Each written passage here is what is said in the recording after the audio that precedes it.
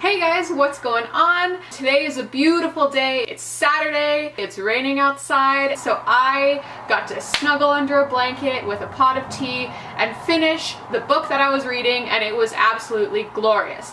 I just finished it literally probably like 20 minutes ago, so I'm just coming off of like raw emotion, and so I'm just hoping that this review makes sense and that it's not just a bunch of random rabblings all over the place. Today I'm looking at The Winner's Crime by Rutkoski. This is the sequel to The Winner's Curse. If you've never read this one, you shouldn't be watching this video. It's going to be full of spoilers, and this book is amazing, so if you haven't read it, why haven't you? You need to go read it right now, so see you, come back when you're done. If you haven't read this one yet, the sequel, you need to read it as well, but I'm just going to give you a quick overview of what it was about that's going to be spoiler free and give you my enjoyment rating so that you know and so that I can maybe inspire you to go read it. I'll let you know when we're going to get into the spoilers, and so once you read it you can come back and we'll discuss the book, and it's so good, and I just want to talk to everybody who's ever read it about the whole thing because everything is just so good. We finished the first book when Kestrel came and saw Aaron, and it turns out that she made a deal with the Emperor that she would marry the Emperor's son to buy the Harani people's freedom and to save Aaron's life. This book is about the aftermath of that. You see Aaron and Kestrel's struggle as they're sort of trying to work out the fact that they are obviously still in love with each other, but she is committed and hardcore sold out on marrying the Emperor's son in order to protect Aaron, but she is not telling him the reason why she's doing it. She's purposely keeping it from him. This book is a lot more politically charged. We see a lot more political strategy as opposed to just her strategy when it comes to her day-to-day life. I give it 5 out of 5 enjoyment stars. I powered through it within just a couple days. It was everything I hoped for in a sequel. It was good, if not better, than the first one. Now the spoilers are going to begin, so please, if you haven't read it, this is your time to clock out. We will see you after you're done reading it. I want to talk about it with you, so bye! Kestrel, let's start with her. Kestrel and Aaron. What I really liked about her situation was that, again, it was believable for me. Kestrel was being purposefully misleading toward Aaron. I've read other books where that was the case. For the most part, that tends to be really frustrating, and you're sort of left thinking the whole time that, like, this could all be solved if you would just have one conversation and stop being stupid. But that wasn't the case in this book, because what I appreciate about these circumstances is they're believable enough. Kestrel is stuck under the Emperor's thumb. She knows that Aaron is willing to put her above his people. He's willing to risk everything, his freedom, his life, his people's lives, for the love of Kestrel. She can't tell him why she's marrying the Emperor's son for real. He will get himself in trouble for sure and probably killed. I was happy to read that because to me that's believable. That is a good reason to purposely withhold information from somebody. And so that's what I appreciated a lot about this book, was just the fact that it wasn't frustrating to read because one conversation couldn't solve all of their problems. I can never be a queen or a figurehead of a country just because I cannot play the game. It was heartbreaking to read for me, just watching Kestrel literally lose everybody and everything that she cared about one after another, and it is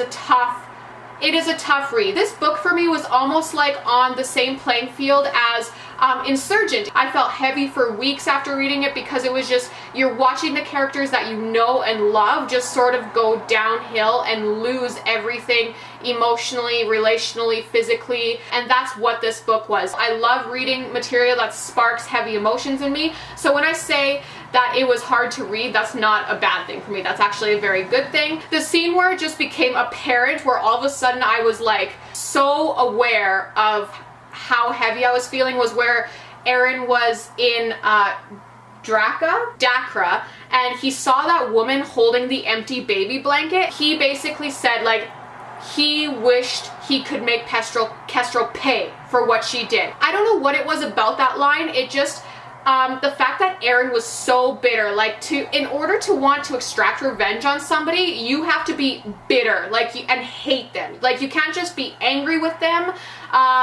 in like a couple's relationship fight kind of way. You can't just be angry with them. You have to be like so mad at them to the point where you're like, I hate you. Like, that is how he was feeling. And so that line just like woke me up to how heavy this book became for me. It was crazy. It was crazy, guys. I really liked where she developed Aaron's character in this. He's starting to just have like just a lot of really good qualities about him. He is starting to be witty. He's just so like chill and laid back, and he's able to sort of lighten up the situation. Like, he's not comic relief, but he is able to bring a lightness to very heavy situations. I just love Aaron. His unexpected snarky remarks, I love them. I'm starting to really adore Aaron's character. You started seeing like conversations between Aaron and Kestrel that were just so beautiful and so poetic, and just the way Aaron was able to like express his love and the words that would come out of his mouth were honestly just like really beautiful. The words he uses are really song-like, and they're beautiful, which suits him because he's a singer. Just the way he like seduces Kestrel just with his words, oh, it's beautiful. It's lovely. In regards to Kestrel and his relationship, I literally cannot wipe the smile and the tears of joy off my face when her and Aaron are together. The scenes between them are glorious, glorious. Every time they're together, I am literally like, huge smile, like the Cheshire Cat, that kind of smile. Like, not small smile at all. I love their relationship. I love it. I love it. It's just so convincing. Seeing the struggle between them, him being so blatantly obvious about his love for her, and her not being able to love him back even though she wants to. Just seeing their relationship go through literally this roller coaster where over and over you were just like, oh my god, no, why is this happening? Why, God, help me, slay me right now. It was just amazing. The depth and the places that this book took us emotionally, and just like watching this relationship develop but not develop, because it was literally like 2 steps forward, 1 step back. Marie Rutkoski is just she's such a good writer. She delivers all of the feels. You feel like you're there, and that's the mark of a good book, is that you forget that you're reading. You're constantly just like, yes, it's gonna happen, and then you're like, no, it's not. It's funny because I thought that this was just a duology. Yeah, I have to take that back and correct myself, because this is actually going to be a trilogy. The 3rd book isn't out yet, which is so upsetting, because now I have to wait to find out what's gonna happen. Some books, the way they end, they're sort of like, well, that could have been an ending, but no, this is not the end. The 3rd book has to come out right now, right meow. I need it. Oh my god, my heart is breaking. When Aaron comes back and it finally occurred to him why she made this deal with the Emperor, and he goes to talk to her and she's playing the piano. It's just so disappointing, because you know her father is watching. I wanted it so bad. I wanted him to come in and them just to like release and be in love. So that was just like the hook and the line, and I sunk. Bye. Another character that I want to talk about is Varix. I really liked the development of the character Varix, and their relationship. I liked how he sort of started out as this like tantrumy guy. He sort of acted like a little kid. Their relationship did not start off well. Like, he clearly did not like her. He did not want to be around her. And neither of them wanted to be with each other, because he was in love with Risha and she was in love with Aaron. So their story is quite tragic. In other circumstances, like if he didn't know Risha and she didn't know Aaron, they probably would have made a very good match. They are quite cute together. They support each other. He's a very nice guy. He has a sensitive side, which is very cool. She overhears the guards making fun of Varix because he's playing with puppies, and I guess that's not manly, and she slaps them in the face. That made me, you know, like probably unnecessarily happy. I think that was like a huge turning point in their relationship when she finally was able to recognize that he really is a good man. You see these contrasting ideas of what real men are in these books. Like, you have the Emperor and her dad, who really are just sold out on the idea that real men fight. And Varix is not that. He is a softie, but that doesn't make him less of a man. He treats Kestrel well. Their friendship really turns into something quite special, and so I really liked their relationship. Another thing that just like added coals to the fire of complexity of this book. We see a huge villain emerge in this book, and that is the Emperor. The first book didn't have a solid villain the way this book did. Like you saw in the first book, like Irex, he was a bit of a villain for sure.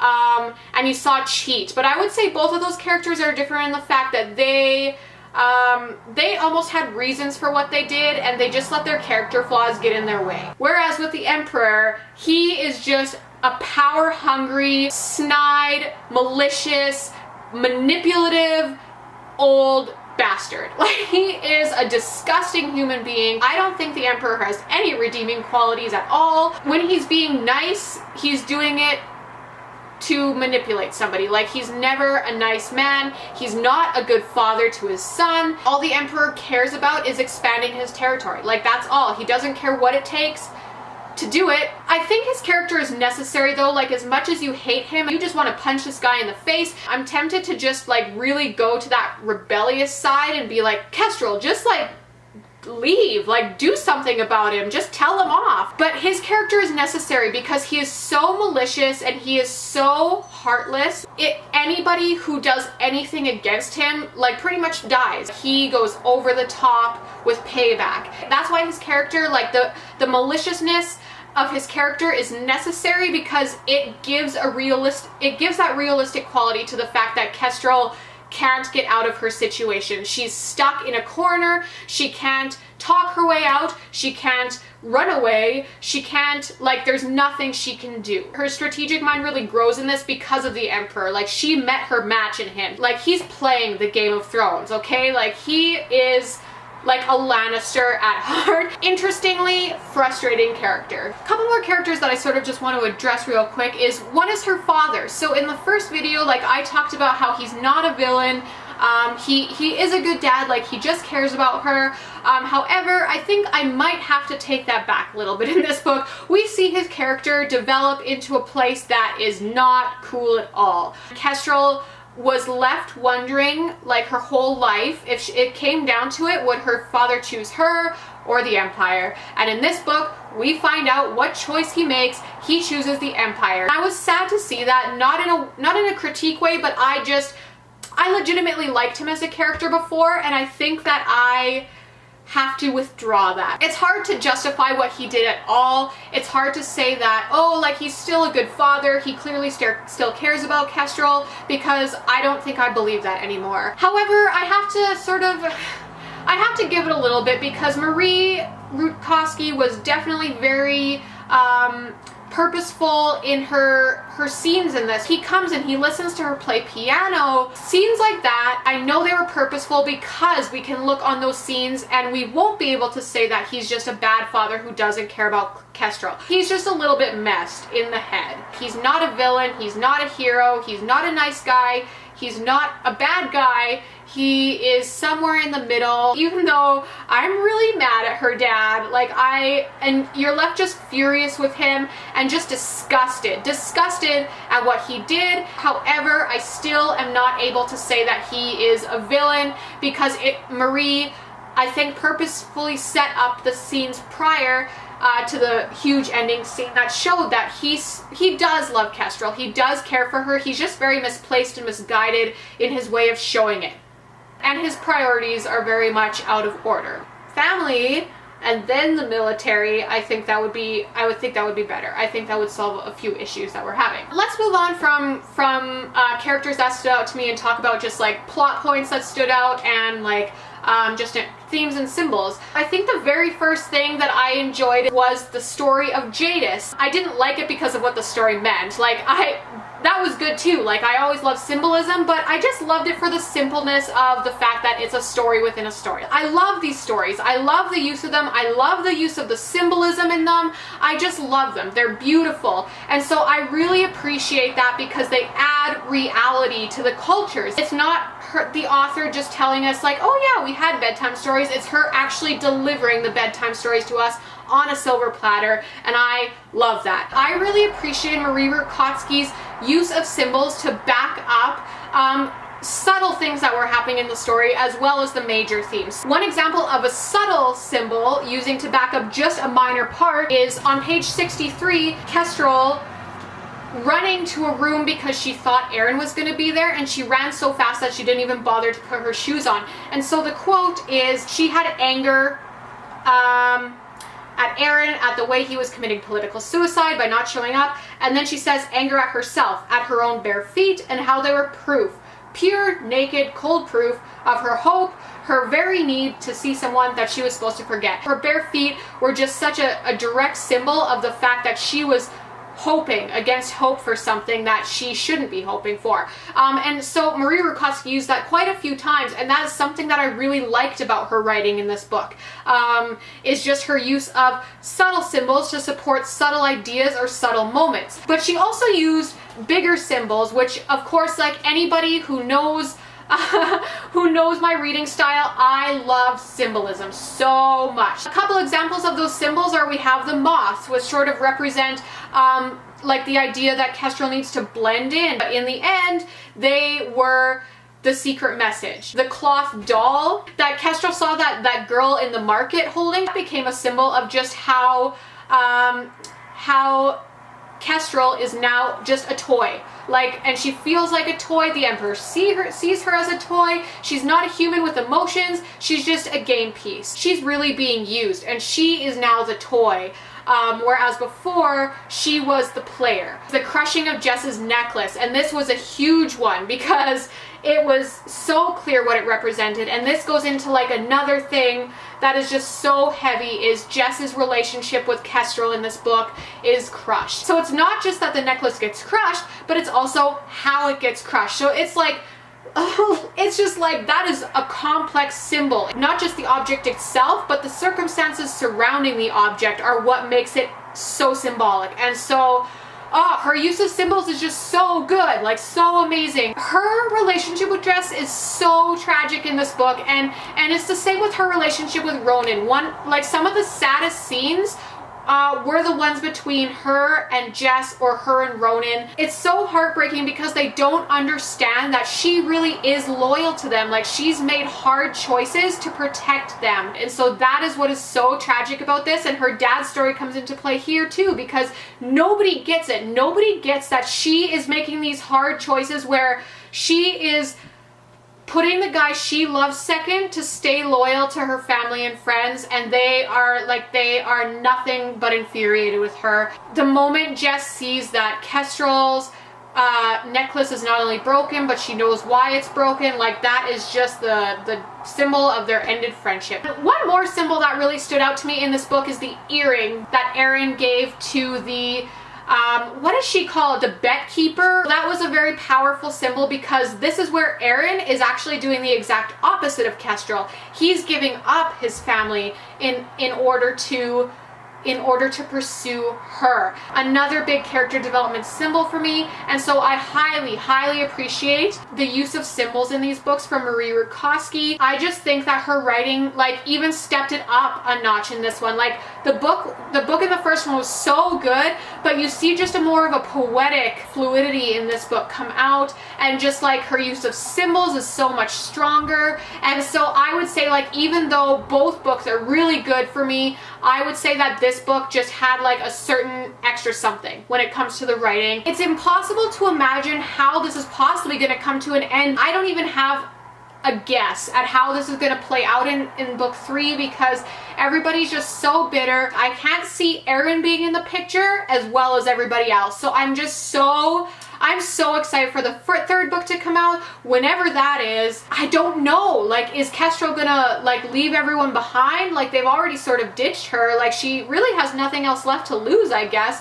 Like, that's almost the only way I see this working out for her and Aaron, is her just like leaving everything else behind, because I don't see the two being able to come together and live peacefully, both sides of her life. One of the saddest parts is like when she's talking to Ronan. I don't think his reaction is unexpected or over the top at all. I think he was just very heartbroken, and so reading that scene between them in the pub was very heartbreaking for me because I loved the character of Ronan, and it was hard seeing, like, and especially now that we know he's dead, it was just hard seeing that friendship come to such a tragic end. I felt her nostalgia and just wishing things could go back to the way they were before.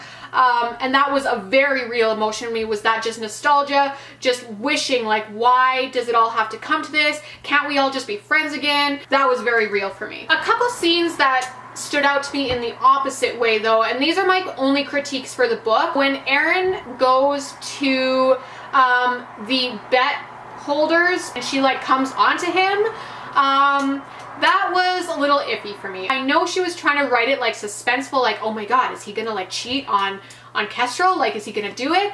That's how it was set up, and I felt like that's where it was trying to go, but for me, I just did not bite. Like, there is no way. First of all, she's a complete random.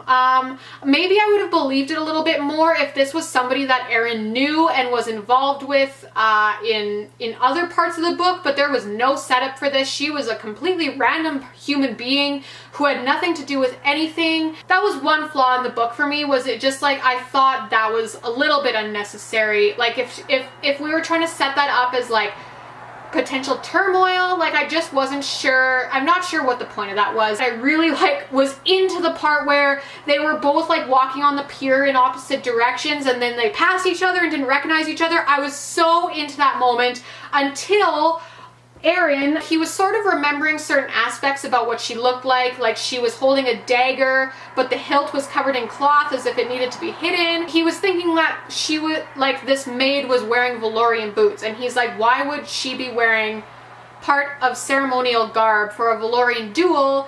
And then he's like, unless she had nothing else practical to wear, which I think it should have ended right there. Okay, that piece clicked into place, but then we sort of overstretched it a little bit, and she says, Erin had a very strange image of a faceless maid sorting through piles of glamorous shoes for a comfortable pair. Why would he think that? I was so into this moment that I was like, I was there, right? So I was reading and I was there, I was running with them, I was like, on the pier with them until this happened. All of a sudden I was drawn out of the book and I knew that I was reading, which is a bad thing. When I'm reminded that I'm reading a book and I'm not actually a character in the story, I don't like it when authors do that, when pieces fall into place with no explanations. The fact that he clued into the fact that she was wearing Valorian boots was fine. Like, it could have ended there after he said, like, oh, like, she probably didn't have anything more practical to wear. That would have been enough. But then he got an image of literally exactly what happened when there is no reason for him to know that. And so I thought that was pushing it a little bit. I don't like when books do that, and then she even says, why would he think that? Like, why did this image pop into my head? It doesn't make sense. That's just my thoughts on that. That's honestly my only other criticism. I only have those two criticisms of this book.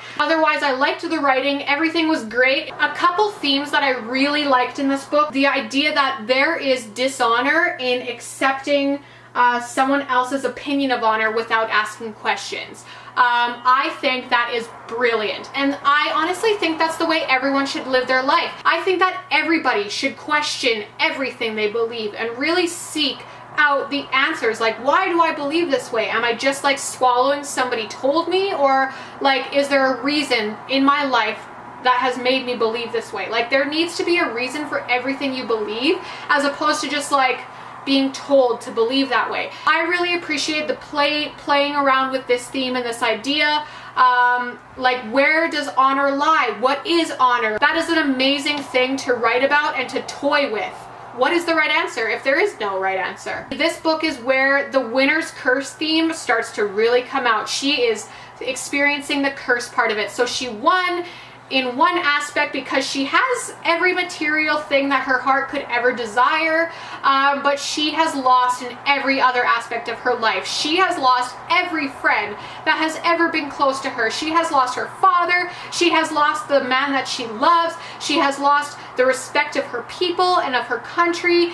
Everything has been taken away from her. Consistency in writing, consistency in theme, and it's just like watching like how the first book wasn't completely winning, but the second book is definitely more so the curse side. We're seeing everything everything is cursed, everything is gone. Truth can be both precious and ugly. The love between her and Aaron is so precious. It's beautiful. It's a good thing.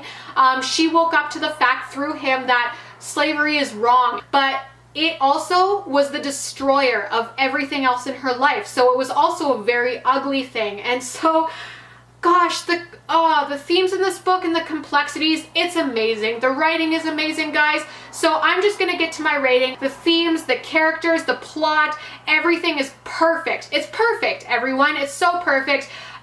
The consistency was there. I loved it just as much, if not more than the first one. Like, Marie stepped up her game writing wise. I'm gonna give this one 9 out of 10 again. I had a couple critiques, but in the long run, they don't really matter that much. So 9, let's go 9.5 even. Why not? Like, I had less critiques in this one than the first one. So I'm gonna give this 9.5 out of 10 because it's almost like I can't bear to give it less than 10, but I have to take something off just for those like couple things throughout that I didn't really like. If you want a read that just gives you all the feels, I highly recommend this book. If you've read it, let me know in the comments below. Give me a shout out on Twitter or Instagram or Facebook or Goodreads. I'll put all of my information below. So just let me know your thoughts, guys. I love discussing books with you. I will talk to you again soon.